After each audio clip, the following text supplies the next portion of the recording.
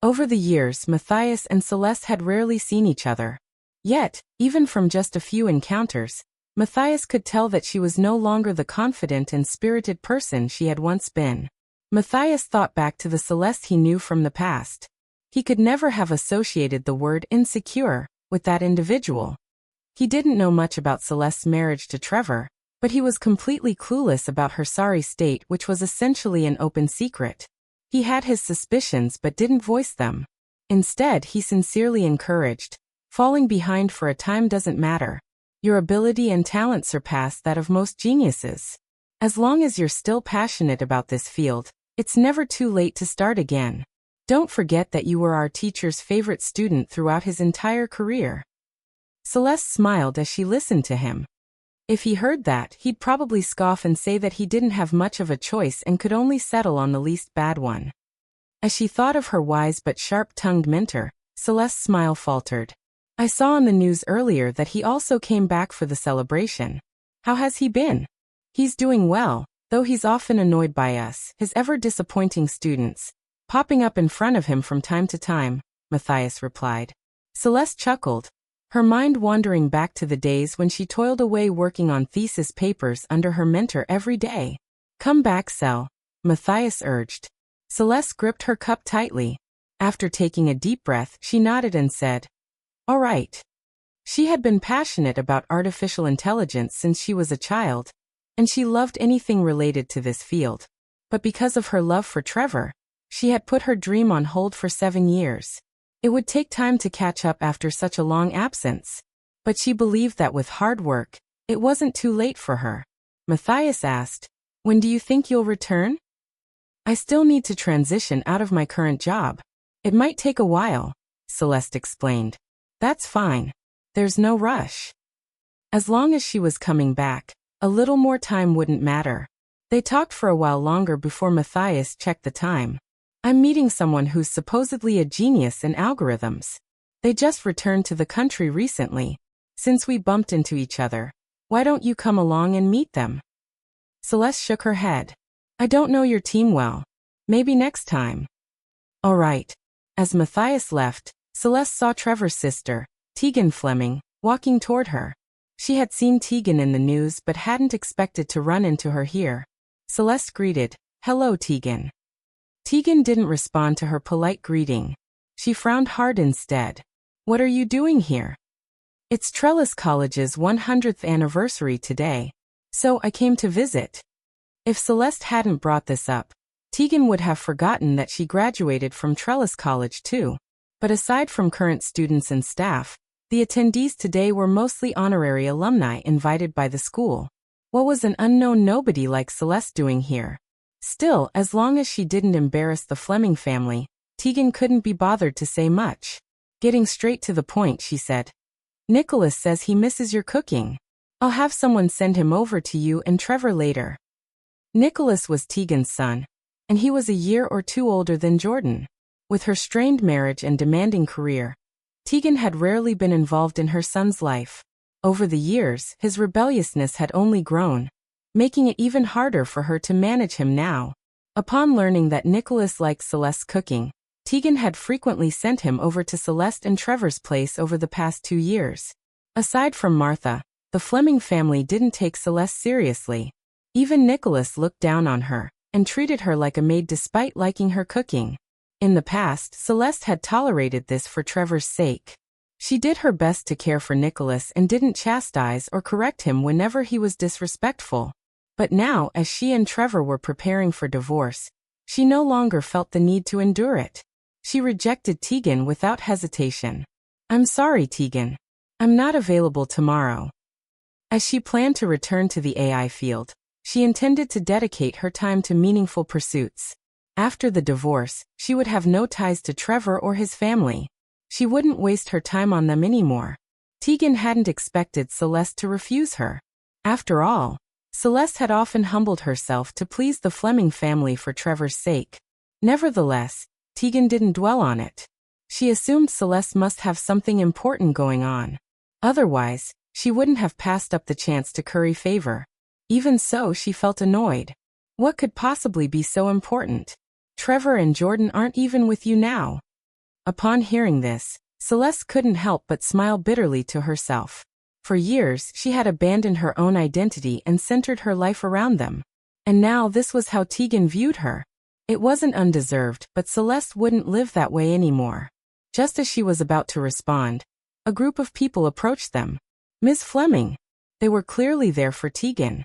When they saw Celeste standing beside her, they looked her over before asking, "Ms. Fleming, who is this?" Tegan, of course, didn't tell them that Celeste was her sister-in-law. She replied indifferently, "A friend." "Oh, a friend." These people, all prominent figures attending Trellis College's celebration, had assumed Celeste must be someone important upon seeing her with Tegan. But Tegan's dismissive attitude dispelled that impression. Aside from one or two people admiring Celeste's striking looks and slender legs, the rest paid her no attention. They quickly resumed their focus on Tegan and moved on. In the past, Tegan's refusal to acknowledge her would have hurt Celeste deeply. But now she didn't care anymore. After Tegan left, Celeste picked up her bag and walked away. That night, at around 10 p.m., the plane carrying Trevor and Jordyn landed on time. By the time they got home, it was nearly midnight. Jordyn had fallen asleep before they arrived. When Trevor carried her upstairs, he passed the master bedroom and noticed the door was open, but the room was pitch black. After putting Jordyn on her bed and tucking her in, he returned to the master bedroom and turned on the light. Then he glanced at the bed and found that it was empty. Celeste wasn't there. Just then the butler, Peter Hawk, came upstairs with his luggage. Loosening his tie, Trevor asked, "Where is she?" Peter replied, "Mrs. Fleming is on a business trip." Half a month ago, Peter hadn't been around when Celeste had left with her suitcase. The other maids told him that Celeste left with a suitcase, so he had assumed she was traveling for work. Now that he thought about it, this was unusual.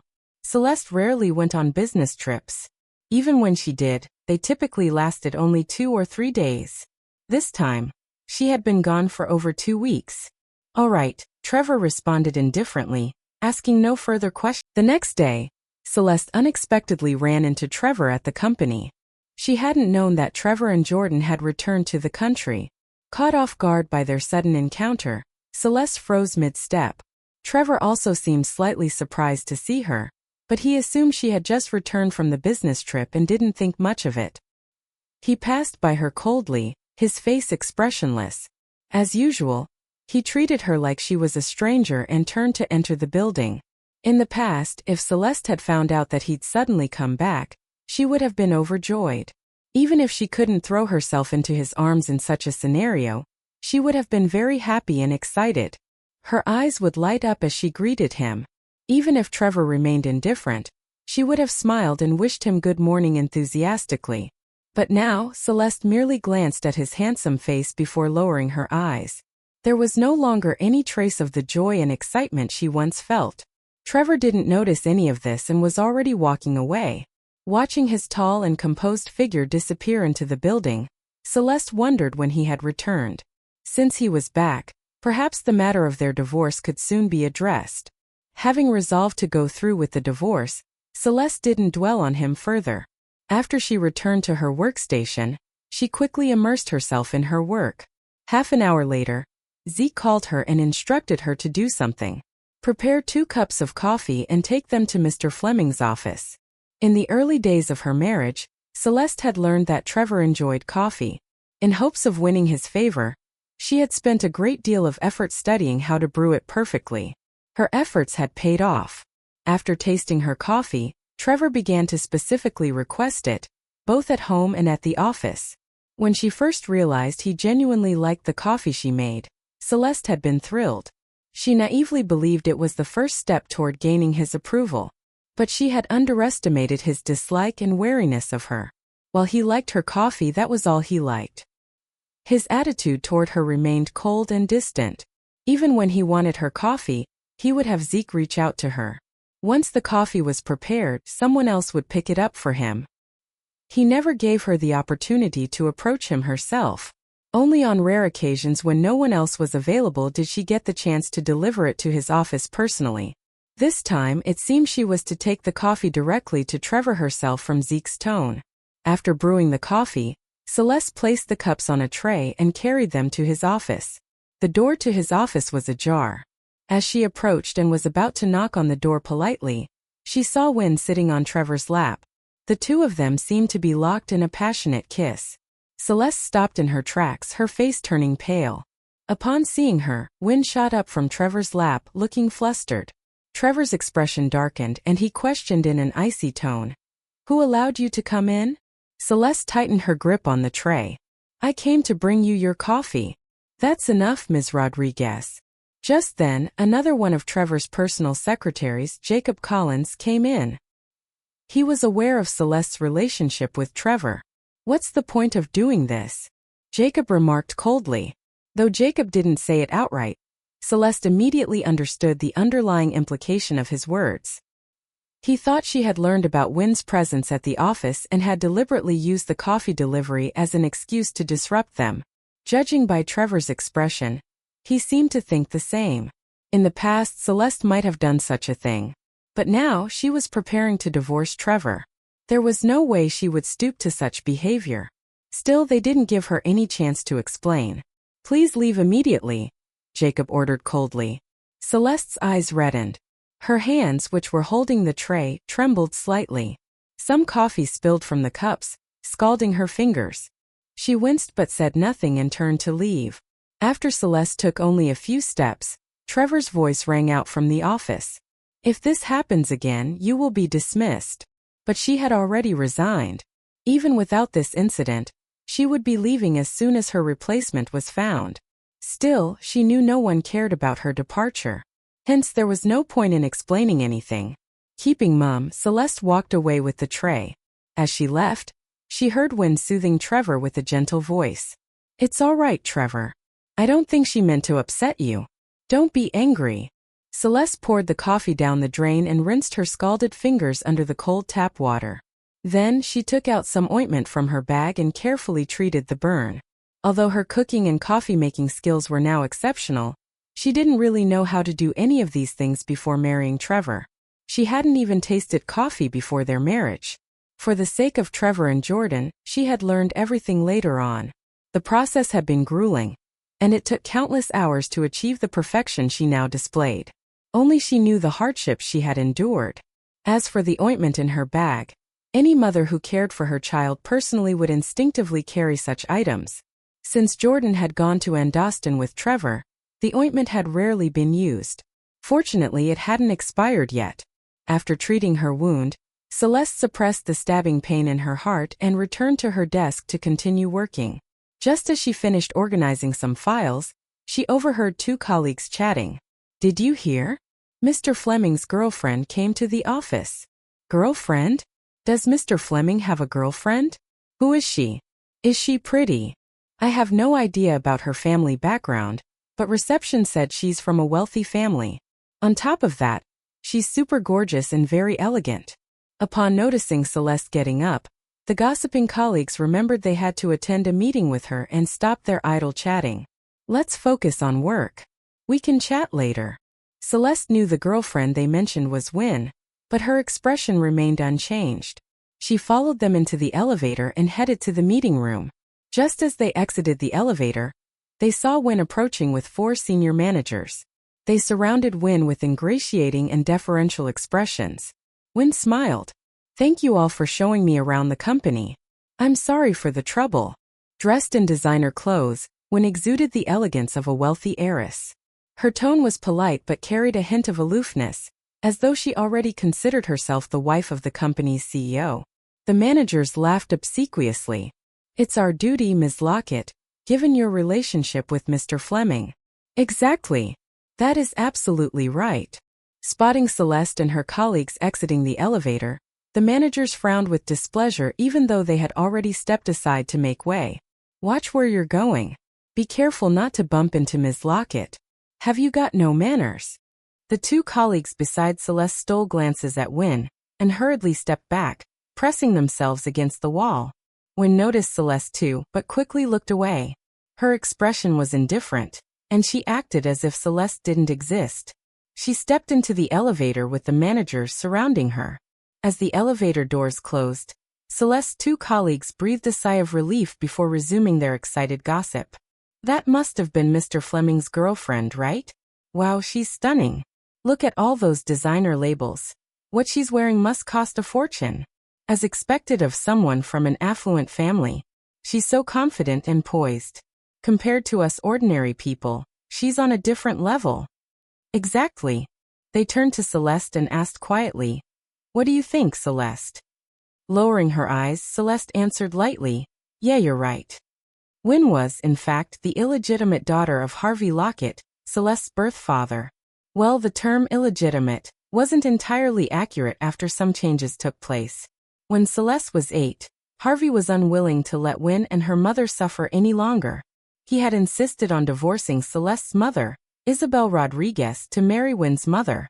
After the divorce, Celeste lived with the mentally unstable Isabel. They stayed with her grandmother, Betty Klein, and her uncle, Ivan Rodriguez. Over the years, Ivan's company declined while the Lockett family's business flourished. It was said that to make up for Wynne's childhood hardships, Harvey spared no expense in ensuring she had the best of everything. Thus, he invested heavily in her upbringing. And Wynne didn't end up becoming a disappointment. In fact, she'd excelled. The once illegitimate Wynne became a legitimate heiress. She radiated an air of wealth and sophistication that surpassed even Celeste's when she was the rightful heiress. Celeste had thought that this would be her only encounter with Wynne, and they wouldn't cross paths again. Yet fate seemed to favor Wynne. Celeste and Trevor had grown up together. But no matter how hard she tried, he never saw her. From the moment he met Wynne, he had fallen for her completely. "Are you okay, Celeste?" Her colleagues noticed her pale face and felt worried. Snapping back to reality, Celeste replied, "I'm fine." She and Trevor would soon be divorced. Whom he loved was no longer her concern. That day, Celeste didn't dwell on Trevor or Wynne. She worked overtime until it was nearly 9 p.m. Just as she was finishing up her tasks, her phone rang. Her best friend, Lottie Cruz, called to say she was drunk and needed Celeste to pick her up from a restaurant. Celeste wrapped up her work, grabbed her car keys, and left the office. 20 minutes later, she arrived at the restaurant. As she walked toward the entrance, she saw a little girl emerge from the parking lot. The child's side profile made her stop in her tracks. It was Jordyn. Celeste thought, "Why is she back here? She should be attending school in Andoston." Could it be that she had returned to the country with Trevor? Although she didn't have access to confidential company documents, she knew Trevor's work in Andoston was still ongoing and would take time to conclude. She had assumed his return was a brief trip to handle some matters. So, she hadn't expected Jordyn to have come back as well. Judging from the fact that she had seen Trevor earlier that day, they must have returned at least a day ago. However, Jordyn hadn't called to tell her that they were back. Clutching her bag tightly, Celeste watched Jordyn's cheerful, skipping figure and followed her quietly. As they reached a corner in the lobby, Wynne appeared at the end of the hallway, accompanied by a few of Trevor's friends. Celeste quickly stepped aside to avoid being seen. From her hiding spot, she heard Jordyn cry out Wynne's name happily and ran toward her. She threw herself into Wynne's arms excitedly. Celeste sat down on a nearby couch, positioning herself behind a plant and the chair's backrest to remain out of sight. "Oh my. I didn't know you were back in the country too," Wynne exclaimed. "Of course. Dad and I missed you so much, Wynne. Dad finished his work early just to bring me back. We came back the day before your birthday, so we wouldn't miss it. This is the necklace Dad and I made for you. Happy birthday, Wynne." Jordyn replied jubilantly. "Wow, you and Trevor made this? It must have been so much work. You're amazing, Joe. I love it so much. Thank you." Wynne responded appreciatively. "What's important is that you like it." Joe snuggled against Wynne, her tone affectionate. "It's been a whole week since I saw you, Wynne. I missed you so much. If I hadn't called you every day, I wouldn't have lasted in Andoston." "I missed you too, Joe." Just then, footsteps approached from the side. Celeste froze because she knew it was Trevor. Even without seeing him, she could tell from the sound of his measured steps. After close to 7 years of being married to him, during which she had waited for him daily, she could recognize his footsteps anywhere. They were steady and unhurried, much like his demeanor. Even with close family, Trevor maintained his calm and aloof composure as though nothing could ever rattle him. At least, that was what she had once believed, until Wynne came into the picture. Snapping out of her thoughts, Celeste heard Jordyn call out, "Dad!" Trevor's friends greeted him as well. He acknowledged them briefly before turning to Wynne and saying, "Happy birthday." Wynne smiled and replied, "Thank you." "Dad, didn't you prepare another birthday gift for Wynne? Give it to her already," Jordyn urged. The group fell silent before one of Trevor's friends chuckled and pinched Jordyn's cheek. "That's your dad's special gift for Wynne. He'll probably give it to her later in private. Let's not get involved." The others laughed knowingly. Trevor said, "I already gave it to her." "Huh? When?" Jordyn asked, then she pouted. "You went to see Wynne without me again, didn't you?" The group laughed again. While Celeste recalled Wynne's visit to Fleming group earlier that day. That must have been when he gave her the gift. Wynne smiled bashfully and said, "Let's stop standing around and head upstairs." As their footsteps faded, Celeste sat frozen, her mind blank. Her chest ached like it was pricked by 1,000 needles. Still, she eventually composed herself and silently entered the elevator to pick up Lottie. The private room Lottie was in happened to be on the same floor as the private room where Wynne and Trevor gathered with his friends. As Celeste helped Lottie into the elevator, one of Trevor's friends,